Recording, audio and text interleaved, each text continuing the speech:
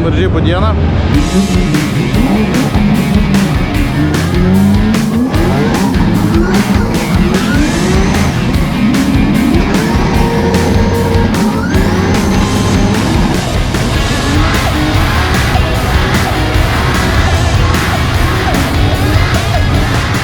Padariau jau 6 kokius važiavimus.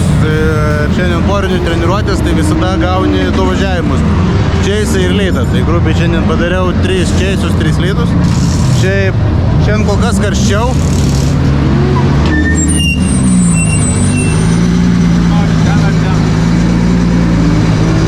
O šiaip, ką žinau, viskas kaip ir gerai.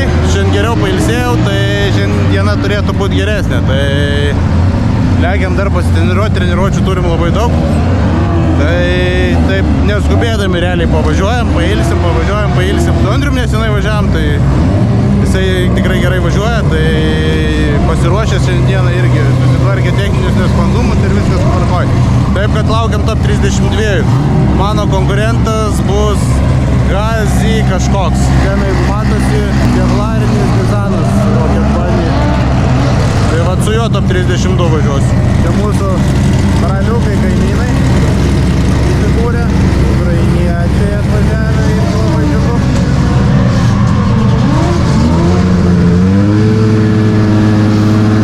Ką tu? Sveikinuos. Šiandien gerokai karščiau, bet viskas gerai. Naudojam besleikus. Ne, pačios geriausios padangos, bet kai važiuojam tuščių, visai neblogai kimba.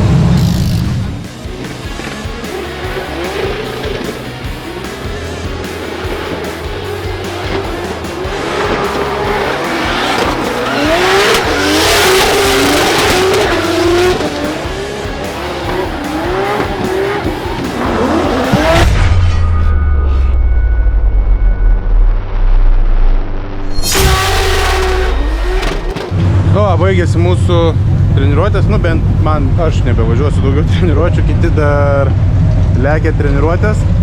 Padariau 10 važiavimų, kaip ir užtenka, ir laukiam top 32. Paskutinis važiavimas buvo įspūdingas, šiek tiek turėjom kontaktą su siena. Bet nieko tokio. Apsibrozina lipdukas, kurį pakeisim. Ir šitą gal pakeisim. Ir šitą pakeisim. O šitą galbūt irgi pakeisim arba paieškosim likučių trasoje. Taip, kad laukiam top 32.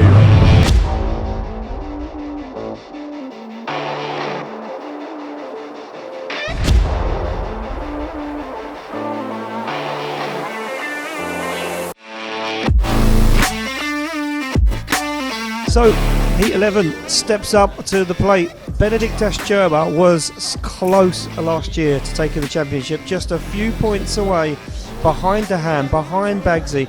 Čirba this time decides to bring his very own Čirba fighter, the car we've seen in Europe for the last 2 years. He said, if I'm going to come, I need to bring the right equipment for the job. And Čirba brings this incredible BMW, but he has a tough battle on his hands as Hazar Al-Hassani was looking unbelievable, unstoppable in fact in practice, but now put up against one of the best from Europe, doesn't seem to have what it takes to hang with Čirba, as Čirba puts down an absolute dominant lead line, dials on all of the angle to try and upset Hazar Al-Hassani and fires it back. Čirba deep, look at that rear wheel on the line as Hazar takes a dive onto the rear quarter, but that was a masterclass. There we go, green light straight away, no messing around. Hassani given the opportunity now to try and redeem himself in that lead position. You can see the back end of that car leech up in the air as he goes for it, but he's way off that qualifying line, and Čirba takes the opportunity to flirt with him, to play with him, to show him where that qualifying line is. That was a brave move from Benediktas Čirba as Hassani gets himself back into it. Čirba now starts to apply the pressure, starts to turn the screw, asks Hassani the question, have you got what it takes? That transition from Čirba was textbook, as Čirba absolutely pushes and pressures Hassani into making a mistake, but makes a mistake himself in the end in that final outside zone. Wow, incredible job there from Benediktas Čirba. But let's forget about that one and move on to the next one. Benediktas Čirba to lead out Timo Lipski, the Lithuanian versus the Ukrainian.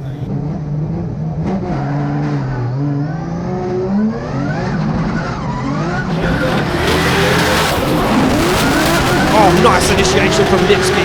Čirba fires that car in, but Lipski not messing around. He's worked out Benediktas Čirba. He's worked him out for sure, as now Lipski gets himself into it, but he's going to get himself stalled up. Transitions back, gets it done as Čirba gets into the outside zone. Timo Lipski struggling to keep that car sideways, working hard, trying not to make contact.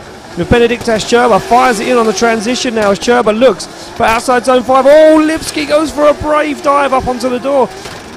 Very, very tentative, very nervous though from Lipski as Čirba takes him across the line. Well, we've swapped him around. Lipski to lead, Čirba to give chase. Čirba now really lay down a lesson for Timo Lipski, and it looks like he's going to Lipski on a very nice qualifying line, way high on outside zone 2. Nice line into 3, but he's fallen out of it. He's want to waver and wander back into it again. He does. He goes for the wall, but look at Čirba. Waits for the transition. Čirba, cool, calm and collected. He's calculated his Benediktas Čirba as he works that E92 up into the door. Lipski on a flyer. He's taking all the risks, but Čirba isn't messing around. Čirba knows he needs to put the seal of approval on this one for the judges. Wait for the transition. Through the smoke comes Čirba. Onto the door goes Čirba across the line. Incredible stuff from the Lithuanian driver. And Timo Lipski gets out and says, well, I might be a young lad, but you don't need to keep taking me to school. And Benediktas Čirba gets the win from what I'm hearing. I'm waiting for it to become official on the screen. And, I mean, that says it all. Benediktas Čirba gets the win and advances through. Edgars Kokiais to take on Benediktas Čirba now on the line. Čirba to lead, Kokiais to give chase. And some typical names here on the podium at the OIDC start to show their face. As Čirba, again, last year, 3rd place on the championship, so close to getting some success. Come back this year for a bit of redemption, brought his very own E92 BMW Eurofighter and has got it absolutely dialed. Look at this from Čirba, very nice qualifying line. Edgars Kokiais though, sticking with him, just giving him the room to manoeuvre. Now makes a dive in the outside zone, can't pull it off though, has to back out of it. Falls short of the outside zone as Kokiais starts to lose a little ground, just can't seem to hang with the pace of Benediktas Čirba, not really making a move, and Čirba there stalls up ever so slightly in outside zone 6. Now time to make the move for Edgars Kokiais. Can he do it? Just about, jumps onto the back bumper. Well, here we go. Kokiais off the line, through the chicane. Čirba repositions himself across the circuit, initiates before Kokiais. That's a brave, bold move from Benediktas Čirba as he now flirts with the side of the F22 BMW Eurofighter. 2 Eurofighters going to fight in Omano right now. Oh, contact! Čirba makes contact with Kokiais.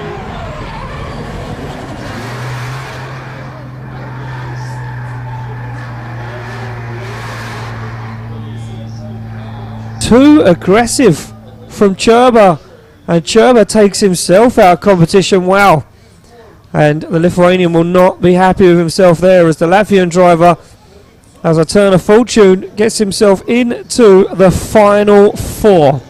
Pasibaigė pirmasis Oman International Drift Championship etapas. Iškritome top 8 kovoje. Šiaip nelabai nuliūdau. Aišku, galima buvo ir geriau, ir tikrai galiu geriau. Bet šį kartą gavosi taip, kaip gavosi. Biški persistengiau top 8 kovoje tiek prieki važiuodamas, tiek paskui. Bet paskui jisai biški kitaip važiuoja negu visi kiti dalyviai. Vienoj vietoj padarė už didesnį kampą pasidarė, to pasekoje aš kažkiek įpriliečiau, bet lydę aš padariau klaidą, dėl kurios reikėjo man jį pušinti. O šiaip visumą paėmus, tai renginys geras, šiemet dalyvių konkurencija yra tikrai žymiai didesnė negu pernai. Esam patenkinti, būdami top 8. Tai grubiai nuo 8 iki 4 vietos tam tarpe kažkur esame mes. Taip kad džiugu, gal šiek tiek liūdna, nes galėjom geriau, bet dar turim 3 etapus ir mes tikrai atsiimsim. Štai ir baigėsi mūsų pirmasis etapas. Jaučiausi gerai šitoje trasoje, tikrai galėjau daugiau, bet yra kaip yra, nenukabinam nosies, nes už savaitėlės laukia antras etapas, taip kad pasidarom namų darbus, apsižiūrim, kur dariau klaidas, dėl ko aš jas dariau, išanalizuojam ir antram etapė jų nedarom ir lipam ant podiumo. Stengiamės lipti ant podiumo. Gali visko aišku nutikti, bet mes tikrai stengsimės ir manau, kad gali ir pavykti. O šiemet yra gerokai stipresnis čempionatas ir gerokai sunkiau, nes visi dalyviai panašu, kad tikrai nesėdėjo veltui, o darė namų darbus ir treniravosi ir dalyvavo varžybose, nes konkurencija tikrai paaštrėjo ir sunku važiuoti. Nes manau, kad su praeitu automobiliu E36 čia nelabai, nespėtum pagal juos. Tai vat, tokios tokelės iš mūsų, iš pirmo etapo, turim savaitę, gal kažkur paturistausim Omane vėl ir pasistengsiu pafilmuoti kažką, kaip turistaujam, kaip mums sekasi. Jeigu, aišku, jums įdomu, galit komentuoti ir parašyti. Gal šioks toks visai ir nieko gavosi vlogas. Tai va, o šiaip galit klausimus užduoti komentaruose ir manau atsakysime kitų vlogų. Nes bandysime iš visų etapų kažką padaryti, taip pat iš mūsų kelionių, ką mes nuveiksim, ką mes pamatysim. Šiaip ilga diena, pernai buvo trumpesnės jos iš tikrųjų, nes vėliau prasidėdavo. Šiemet kažkaip viską labai jau ištempė, tai reikia persirientyti pradžioj laiko skirtume, bet manau, kad antrame etape viskas bus gerai, taip kad iki antro etapo arba iki mūsų kelionių po Omaną, ką mes veikiame, ką mes pamatome ir kaip atrodo Omanas. Taip kad iki pasimatymo.